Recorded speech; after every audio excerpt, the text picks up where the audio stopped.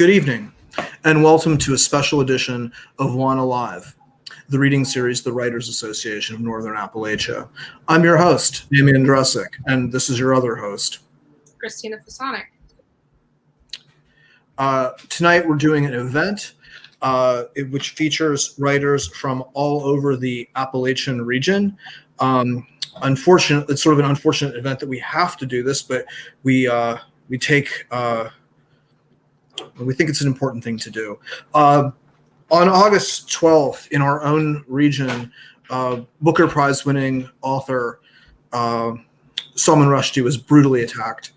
And we wanted to assemble a collection of readers showing our region's solidarity with Mr. Rushdie and promoting free speech, demonstrating that as writers, we will not be silenced and we cannot be silenced. So we brought together a tremendous group of Appalachian region writers to read from the works of Mr. Rushdie.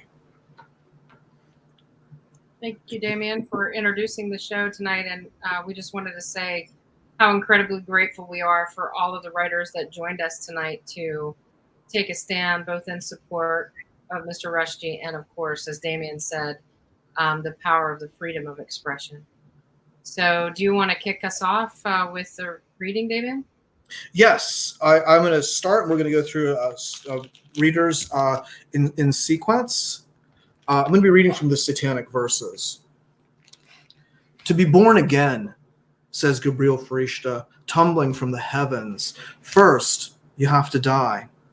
Hoji, hoji, to land upon the bosomy earth. First, one needs to fly. Ta-ta, takathon. How to ever smile again if first you won't cry? How to win the darling's love, mister, without a sigh? Bubba, if you want to get born again. Just before dawn one winter's morning, New Year's Eve, or thereabouts, two full-grown, real, living men fell from a great height, 29,002 feet towards the English Channel, without benefit of parachute or wings, out of a clear sky. I tell you, you must die. I tell you, and thusly. And so beneath the moon of alabaster until a loud cry crossed the night, to the devil with your tunes, the words hanging crystalline in an iced white night in the movies, you only mime to playback singers, so spare me the infernal noises now. Gabriel, the tuneless soloist, had been cavorting in moonlight as he sang his impromptu guzzle, swimming in air, butterfly stroke, breaststroke, bunching himself into a ball, spread eagling himself against the almost infinity of the almost dawn, adopting heraldic postures, rampant, couchant, pitting levity against gravity. Now he rolled happily toward the sardonic voice. Oh, hey, salad, baba, it's good, too good, what ho, old chump, at which the other, a fastidious shadow, falling head first in a gray suit with all the jacket buttons done up, arms by his sides, taking for granted the improbability of the bowler hat on his head, pulled a nickname hater's face. Hey, Spoono, Gabriel yelled, eliciting a second inverted wince. Proper London, bye, here we come. Those bastards down there won't know what hit 'em. Meteor or lightning or vengeance of God. Out of thin air, baby. Wham! What an entrance, I swear. Splat.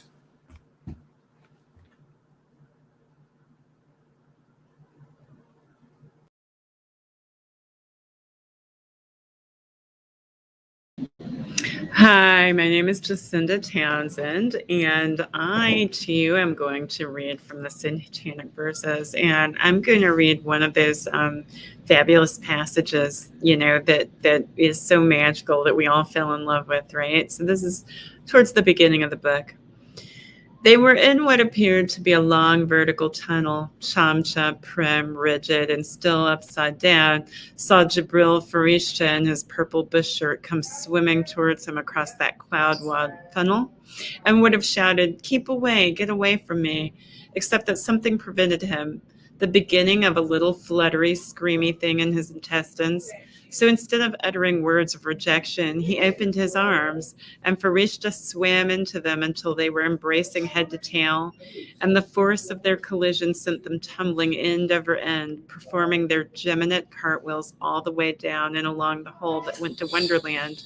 While pushing their way out of the white came a succession of cloud forms, ceaselessly metamorphosing, gods into bulls, women into spiders, men into wolves, hybrid cloud creatures pressed in upon them, gigantic flowers with human breasts dangling from fleshy stalks, winged cats, centaurs, and Shamsha in his semi-consciousness was seized by the notion that he, too, had acquired the quality of cloudiness, becoming metamorphic, hybrid, as if he were growing into the person whose head nestled now between his legs and whose legs were wrapped around his long patrician neck. This person had, however, no time for such highfalutions, was indeed capable of fault-looting at all, having just seen, emerging from the swirl of cloud, the figure of a glamorous woman of a certain age, wearing a brocade sari in green and gold, with a diamond in her nose and lacquer defending her high coiled hair against the pressure of the wind at these altitudes, as she sat equably upon a flying carpet. "Wreck a merchant," Jabril greeted her. "You couldn't find your way to heaven or what?" Insensitive words to speak to a dead woman, but his concussed, plummeting condition may be offered in mitigation. Shamsha, clutching his legs, made an uncomprehending query. "What the hell?" So thanks to you all for being here, and thank you to WANA for doing this.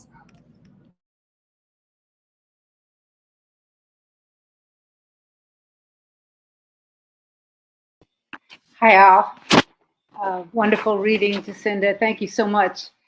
This is called The Old Man in the Piazza. Some of you might remember it from 2 years ago in the New Yorker. It was published in November of 2020. I don't think it was any accident that that was when they published a Salman Rushdie story. Okay. It should be a quiet place, a sleepy provincial square, but it is not. All around the piazza, you can hear the loud sounds of people quarreling 6 days a week. On most of these days, there are more people in the piazza than live in the locality. It's as if people came here to this peaceful little square in this peaceful town to get into fights. They drive 15 kilometers from the big city to express their bad moods.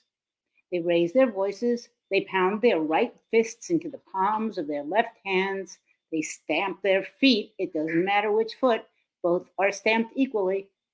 If they sit astride motorcycles, they sound their horns in frustration or drown out their adversaries. If they are arguing while in adjacent motor cars with the windows down, they toot like the motorcyclists, but also rev their engines. And when they are irritated beyond the point of endurance, they roll their windows up. There is no end to their disagreements. They quarrel about the likelihood of hurricanes, about the scandal of bribery behind the contentious awarding of the Summer Olympic Games to a city in the Arctic Circle, about the impossibility of love and the futility of politics and the secret illegal affections of eminent Catholic priests. They dispute the flatness of the earth and the efficacy of vaccines for measles, mumps, and rubella.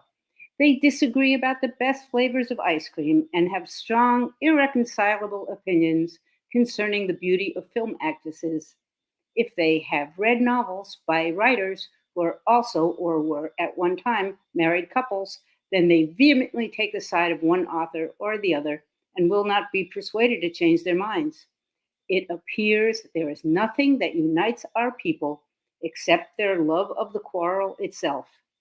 And the quarrel is understood as a public art form, as the defining heart of our culture. The noise is terrible, grows louder as the day darkens into evening and continues late into the night. By midnight, the populace has had a fair amount to drink, and that makes the discussions in the piazza even more heated. It is not unheard of for punches to be thrown. The old man sits at the cafe of the fountain and listens. Because he leaves at 8 p.m., however, he avoids the later phase of the day when alcohol has had its effect and fists start flying. Sundays are quiet. On Sunday, everyone stays home and eats or goes to church, begs for forgiveness, then goes home and eats. On Sundays, the old man does not come to the piazza. This is how it has been in the square ever since the end of the so-called time of the yes. That dark age began 40 or so years ago, at a time when, for a period of half a decade, it was made illegal to argue. We were all obliged to agree at all times. Whatever proposition was made, no matter how risible, that bread and wine could transmute into flesh and blood, that the immigrant population transformed at night into drooling sex monsters, that it was beneficial to raise the taxes paid by the poor, that souls could transmigrate, that war was necessary. It was forbidden to debunk it, even though immigrants ran the best bakery in their town and our favorite wine store, even though most of us were poor and none of us remembered any earlier lives spent as tortoises or foreigners or eels, and only a small majority of us were belligerent by nature. It was necessary at all times to assent. Even our language, the language in which such great poetry has been written, was altered. She was no longer permitted the word no. There was only yes and variations on yes. Of course, certainly, for sure, absolutely, totally, no question about it, agreed. When some rash radical remembered the word no, it felt worse than shocking, worse than sinful. It felt archaic, a broken word from an ancient, ruined time, like the remnant of a temple built to honor a God in whom nobody had believed for thousands of years, the God of no. What a laughable God he must have been. At any rate, that's how it felt to many of us. Thank you. Good evening. My name's Michael Dittman. I'll be reading from chapter 10 of Rushdie's 2001 novel, Fury. For he knew he had not shaken the Furies off. A low, simmering, disconnected anger continued to seep and flow deep within him, threatening to rise up without warning in a mighty volcanic burst, as if it were its own master, as if he were merely the receptacle, the host, and it, the Fury, were the sentient controlling being. In spite of all the apparently necromantic strides of science, these were prosaic times in which everything was deemed capable of explication and comprehension. And throughout his life, Professor Solanka, the Malik Solanka, who had latterly become conscious of the inexplicable within himself, had been firmly of the prosaic party, the party of reason and science in its original and broadest meaning, scientia, knowledge. Yet even in these microscopically observed and interminably explicated days, what was bubbling inside of him defied all explanations. There is that within us he was being forced to concede, which is capricious, and for which the language of explanation is inappropriate. We are made of shadow as well as light, of heat as well as dust. Naturalism, the philosophy of the visible, cannot capture because we exceed. We fear this in ourselves, our boundary-breaking, rule-disproving, shape-shifting, transgressive, trespassing shadow self, the true ghost in our machine, not in the afterlife or in any improbably immortal sphere, but here on earth, the spirit escapes the chains of what we know ourselves to be. It may rise in wrath, inflamed by its captivity, and lay reason's world to waste. What was true of him, he found himself thinking once again, might also be true to some degree of everyone. The whole world was burning now on a shorter fuse. There was a knife twisting in every gut, a scourge for every back. We were all grievously provoked. Explosions were heard on every side. Human life was now lived in the moment before the fury, when the anger grew, or in the moment during the fury's hour, the time of the beast set free, or in the ruined aftermath of a great violence, when the fury ebbed and chaos abated until the tide began once again to turn. Thank you.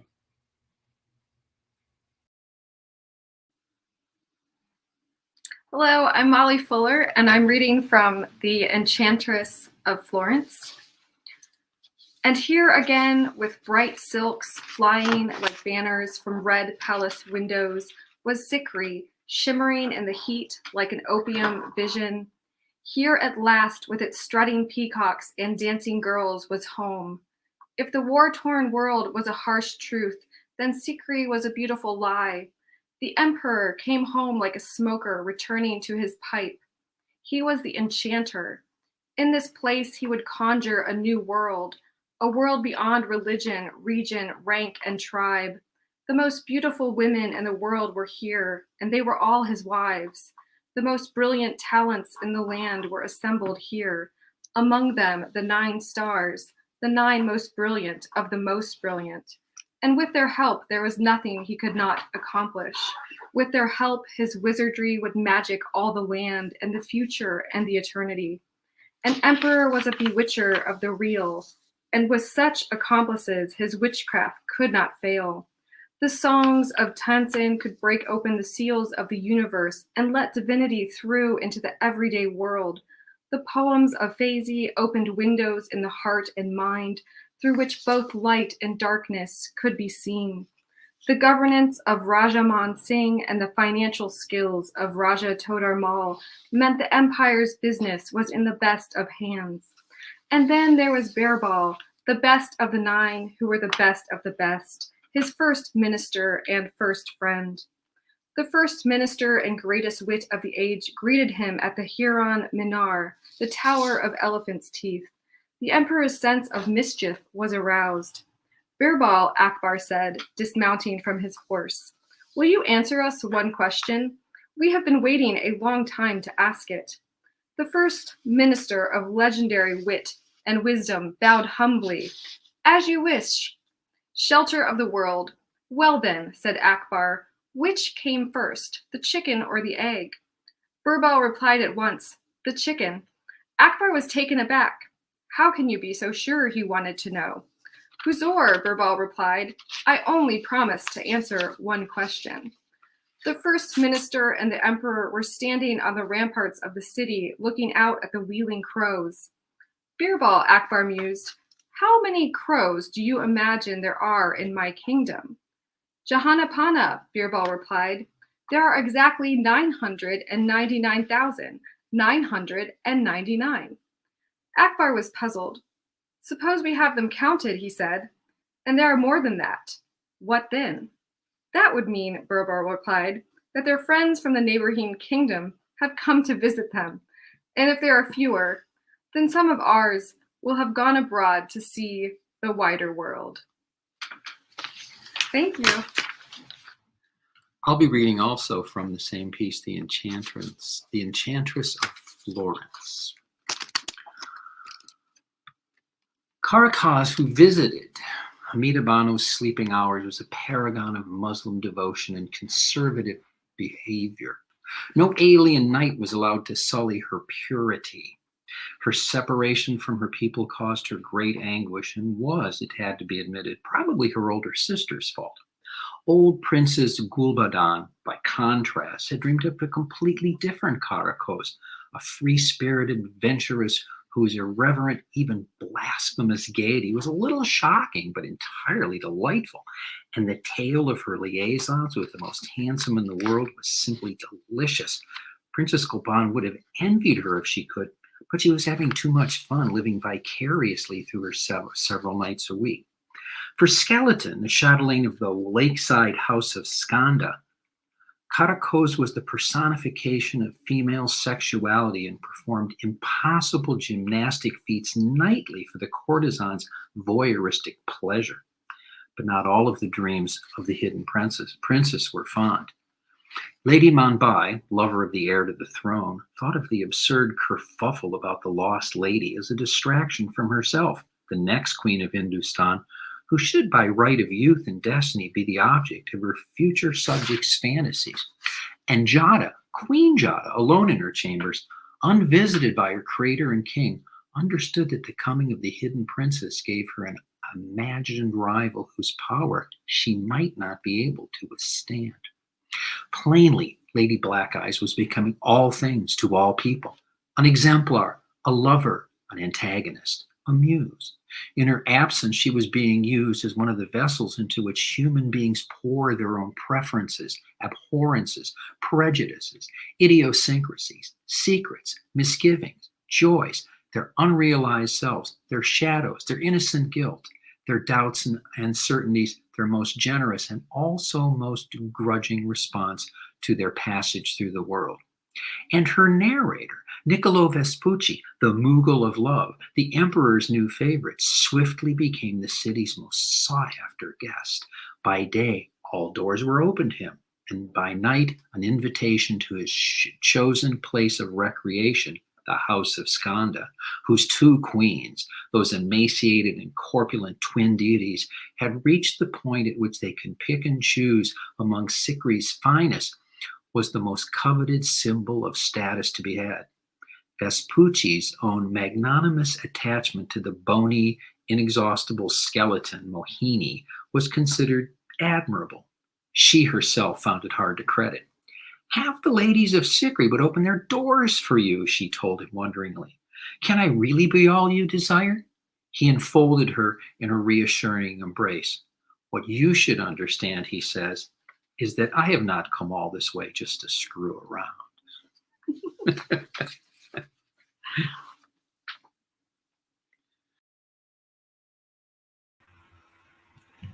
Hi, I'm Nancy McCabe, and this also is from The Enchantress of Florence. That night the emperor dreamed of love. In his dream, he was once again the Caliph of Baghdad, Harun al-Rashid, wandering incognito this time through the streets of the city of Ishtanir.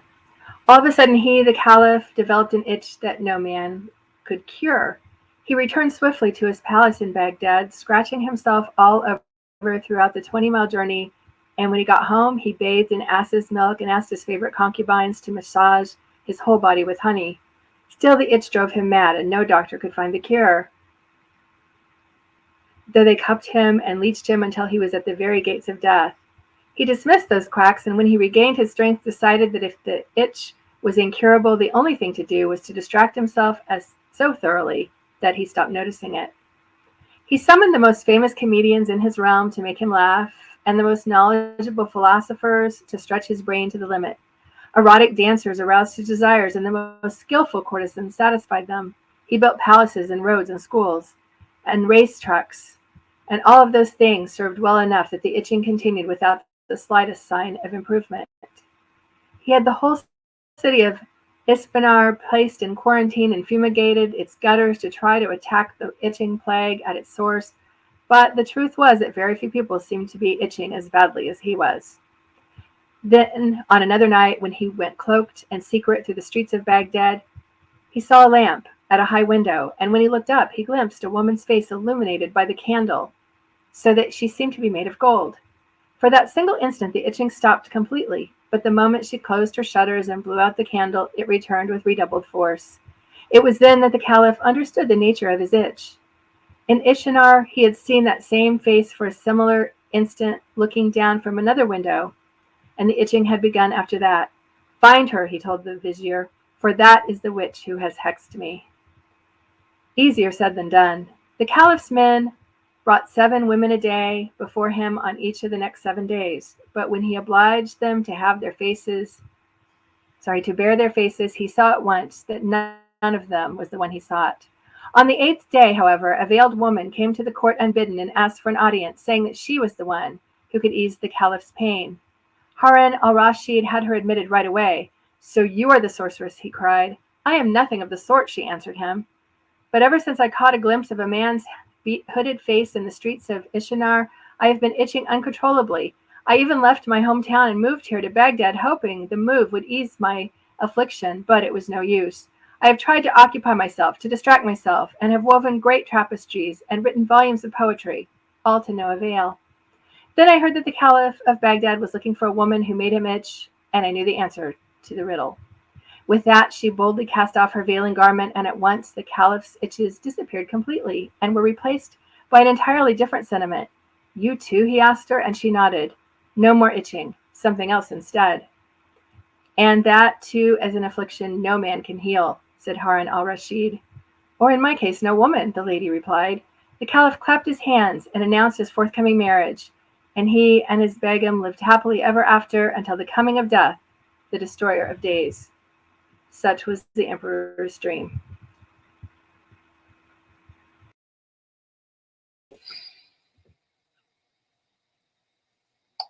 Good evening. What great readings. I'm going to read three very short, two short paragraphs and a single sentence, all from Rushdie's breakthrough novel, Midnight's Children, published by Jonathan Cape in 1981. And then I'm going to follow that with a statement that was issued from the board of the Pulitzer Prizes shortly after the assassination attempt at Chautauqua in August. And hear the contraction in the word memories, which opens the first passage. It has caught me up listening and reading both. Memory's truth, because memory has its own special kind.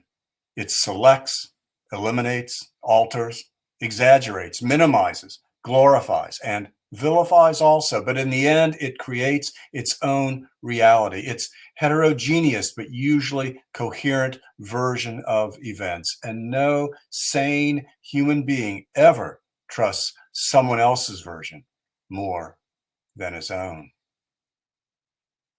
Who? What am I? My answer? I am everyone, everything whose being in the world was affected by mine. I am anything that happens after I've gone, which would not have happened if I had not come. Nor am I particularly exceptional in this matter. Each I, every one of the now 600 million plus of us, contains a similar multitude. I repeat, for the last time, to understand me, you'll have to swallow the world. What's real and what's true aren't necessarily the same. I know of no one that writes such magical and mesmerizing prose as does Rushdie, especially here in this novel, Midnight's Children. The board of the Pulitzer Prizes, I think, says very succinctly what I suspect all of us feel in our hearts as we've gathered here to salute Rushdie and his ongoing courage. The board says, the recent attack on Salman Rushdie was an outrageous assault both on the man and on the principles of free speech and artistic freedom. As a novelist, Rushdie is a master. As a spokesman for liberty, he has been unflinching despite a fatwa issued by one Ayatollah in 1989 and endorsed by his successor. The Pulitzer Board hopes Mr. Rushdie will have a strong recovery and stands with him in his defense of tolerance, free minds, and the free word. Thank you very much.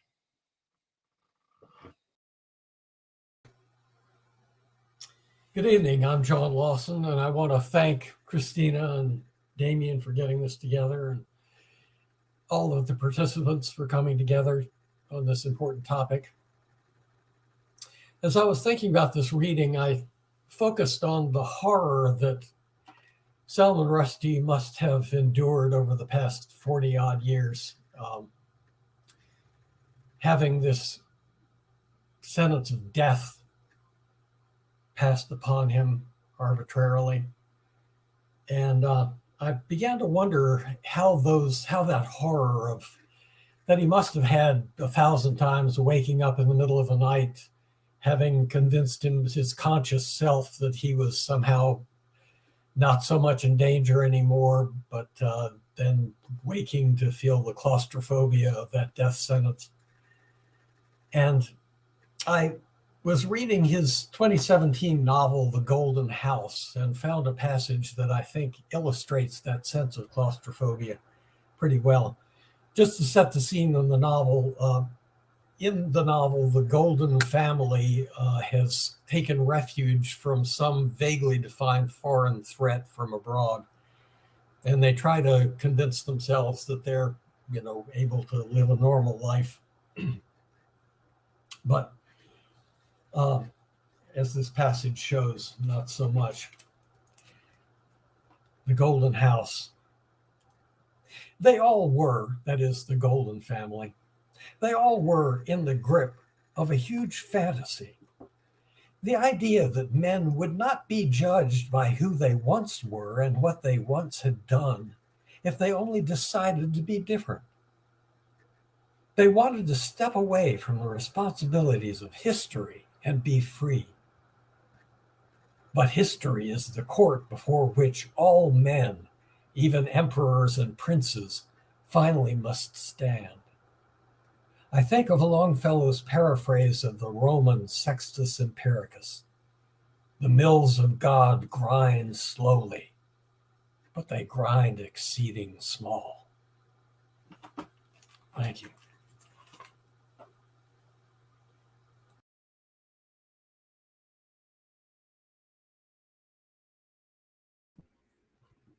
Hello. Okay, so I am going to read from Rushdie's most recent book of essays, which is called Languages of Truth. This is from an essay called Very Well Then, I Contradict Myself. We live in an age in which we are urged to define ourselves more and more narrowly, to crush our own multidimensionality into the straitjacket of a one-dimensional national, ethnic, tribal, or religious identity. This, I have come to think, may be the evil from which flow all the other evils of our time. For when we succumb to this narrowing, when we allow ourselves to be simplified and become merely Serbs, Croats, Muslims, Hindus, then it becomes easy for us to see each other as adversaries, as one another's others, and the very points of the compass begin to quarrel. East and west collide, and north and south as well. Literature has never lost sight of what our quarrelsome world is trying to force us to forget. Literature rejoices in contradiction, and in our novels and poems, we sing our human complexity, our ability to be simultaneously both yes and no, both this and that, without feeling the slightest discomfort. The Arabic equivalent of the formula once upon a time is kan makan, which can be translated as it was so, it was not so. This great paradox lies at the heart of all fiction. Fiction is precisely that place where things are both so and not so, where worlds exist in which we can profoundly believe, while also knowing that they do not, have not, and will never exist. In this age of oversimplification, this beautiful complication has never been more important. Thanks a lot.